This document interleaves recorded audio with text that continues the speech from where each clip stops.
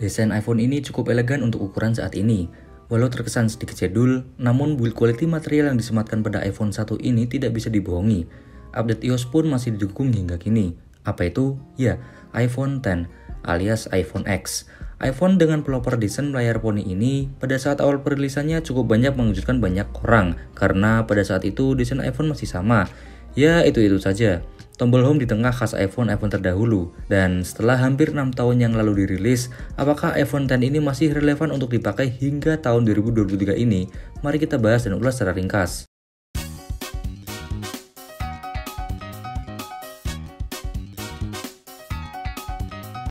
Yang pertama dan utama, kita bahas desainnya. iPhone X ini merupakan iPhone perintis yang cukup membuat kaget banyak para tech reviewer pada saat itu atau tech enthusiast juga.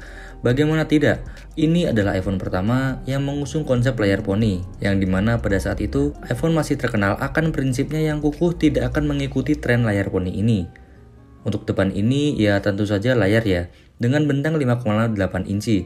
Dan di poninya ini terdapat kamera depan dengan True Depth Sensor untuk Face Unlock atau Face ID. Lalu berlanjut ke samping ini terdapat tombol power, di sebelah sini tombol untuk volume dan juga tombol profil. Lalu berlanjut ke bawah ini terdapat port lightning dan speaker serta mic. Kemudian di belakang sini ada kamera dengan dua lensa, yakni lensa telefoto dan lensa wide. Disclaimer dulu ya, iPhone X ini backcase-nya ini terbuat dari bahan kaca. Namun untuk unit yang kita review ini sudah diberi garskin seperti ini. Tak lupa juga, logo Apple di sini masih menjorok ke atas, tidak seperti generasi setelahnya, yang dimana logo Apple-nya ada di tengah-tengah backcase ini. Tulisan iPhone pun tak lupa disematkan di sini. Perlu saya ingatkan lagi, di sini tidak ada lubang jack audio 3,5 mm. Yap, ini dilakukan oleh Apple yang dikonfirmasi agar desainnya bisa lebih tipis. Alah, beneran atau tidak tuh? Biar lebih tipis atau biar AirPods-nya lebih laku nih? Bahannya ini bahkan sampai sekarang masih terlihat lux ya, alias mewah. Apple dalam melakukan finishing tidaklah main-main. Ya karena itu, iPhone X ini memang disiapkan untuk mengisi kelas flagship pada saat itu. Yang benar saja, semua dilakukan dengan hati-hati. Baik itu pemilihan material ataupun quality control yang dilakukan demi menjaga kualitasnya. Berbicara soal layar, spesifikasi layar iPhone X di sini cukup menarik, dengan layar sentuh kapasitif tentunya, dan terbuat dari bahan Super Retina OLED, membuat output warna dan pencahayaan dari iPhone X ini enak dipandang, sehingga layar iPhone ini memiliki kemampuan menampilkan kecerahan hingga 625 nits. Soal navigasi, bentang layarnya memiliki luas besar 5,8 inci. Bagi saya pribadi sih, ukuran bentang layarnya ini cukup kompak dan tidak kecil-kecil banget lah, alias pas. Untuk urusan resolusi, layarnya disematkan resolusi sebesar 1125 x 2436 pixel dengan rasio 19,5:9. Walau terlihatannya agak luas, namun sebenarnya layar iPhone X ini secara keseluruhan lumayan mungil bila dibandingkan dengan smartphone keluaran terkini. Ambil contoh saja iPhone 11 ini dan Poco X3 NFC ini. Namun, bentang layar yang hanya sedemikian tersebut membuat tangan saya yang ukurannya tangannya cukup sedang sih, masih nyaman-nyaman saja dalam melakukan navigasi menggunakan layarnya ini. Tak lupa juga di sini terdapat fitur 3D Touch. Berbicara mengenai spesifikasi, iPhone X disematkan chipset andalan Apple pada saat itu, yakni Apple A11 Bionic yang notabene chipset Apple tersebut merupakan chipset tercepat pada tahun itu, yakni tahun 2017, dan itu terbukti hingga sekarang. Apple bahkan masih memberikan update yakni iOS 16 per video ini dibuat. Itu membuktikan bahwa chipset A11 Bionic masih andal dalam hal menjalankan berbagai aplikasi maupun game-game terkini. Multitasking antar aplikasi yang dilakukan oleh chipset ini masih lancar-lancar saja. Terlepas dari kapasitas RAM-nya yang hanya 3GB, semua dilakukan oleh iPhone X ini dengan efisien. Mengenai gaming, ML di sini cukup smooth. PUBG pun juga sama, masih playable dan nyaman dimainkan. Untuk Honkai atau Genshin di sini masih bisa-bisa saja dimainkan. Namun apabila terlalu lama untuk main, selain daya baterainya yang cukup boros, hal tersebut membuat iPhone ini bekerja ekstra sehingga menghasilkan panas yang lumayan. Lalu dari panas tersebut dapat mempengaruhi user experience kalian dalam bermain game. Bisa berakibat jadi stuttering lah, nge-lag lah, drop FPS lah, dan lah yang lain.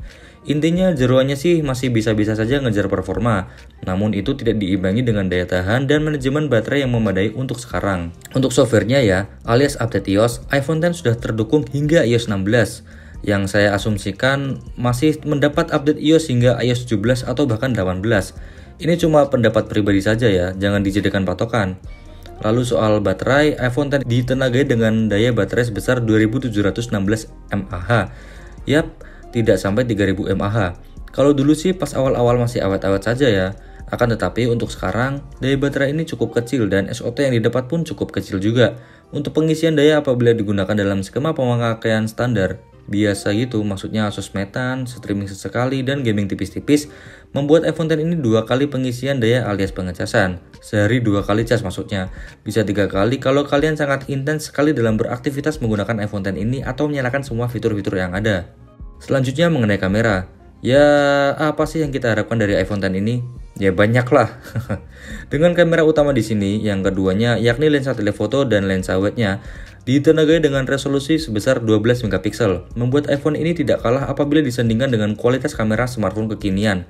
Terlepas dari usia iPhone ini yang sudah memasuki 6 tahunan semenjak iPhone ini pertama kali dikenalkan ke publik. Kemudian mengenai perekaman video, iPhone X sudah bisa merekam video hingga resolusi 4K 60 fps. Cukup smooth dan lumayan stabil. Lalu soal kamera depannya di sini, disematkan kamera dengan resolusi sebesar 7 megapiksel yang cukupan lah, dan so far so good. Fitur-fitur selfie-nya pun cukup variatif. Sekedar video call atau video conference menggunakan kamera depannya ini sudah lebih dari cukup untuk melakukan aktivitas tersebut. Hasil fotonya ini masih lumayan tajam ya. Namun apabila kita bandingkan dengan beberapa smartphone terkini, ya iPhone X ini bisa saja kalah dari beberapa aspek. Akan tetapi untuk hasil foto iPhone X di sini cukup detail dan bahkan bisa saya katakan masih bagus lah untuk kapasitas smartphone rilisan lama. Warnanya di sini cukup warm khas iPhone dan tekstur yang ditampilkan cukup dalam. Ya intinya soal fotografi di sini masih lumayan cukup dan cukup worth it. Dan ini merupakan sampel video yang diambil menggunakan iPhone X ini.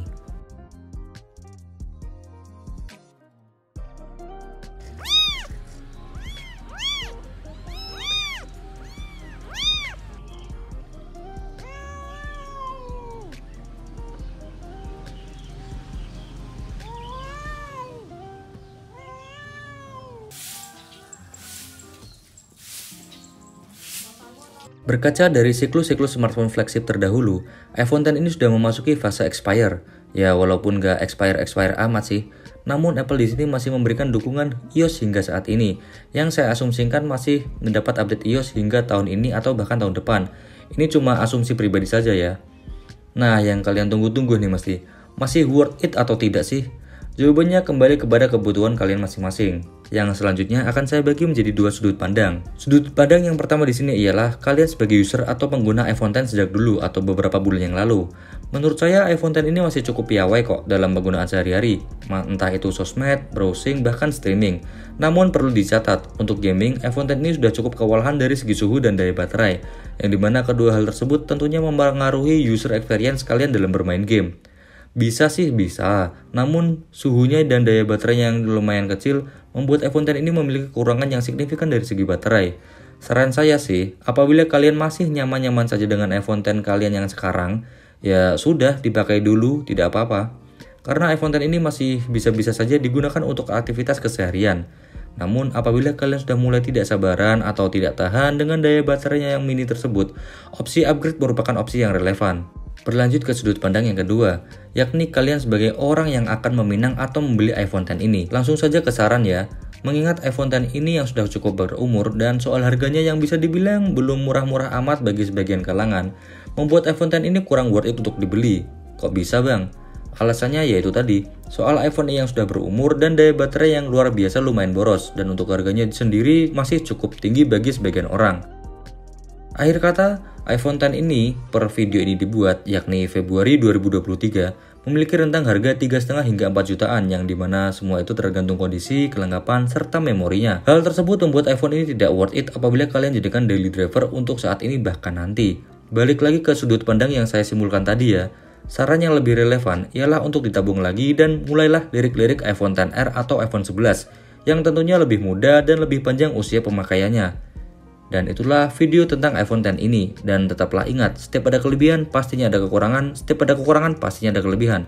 Share bila kalian berkenan, like bila kalian suka, komentar untuk berikan saran, dan subscribe agar tidak ketinggalan. Salam hangat dari saya, sayonara.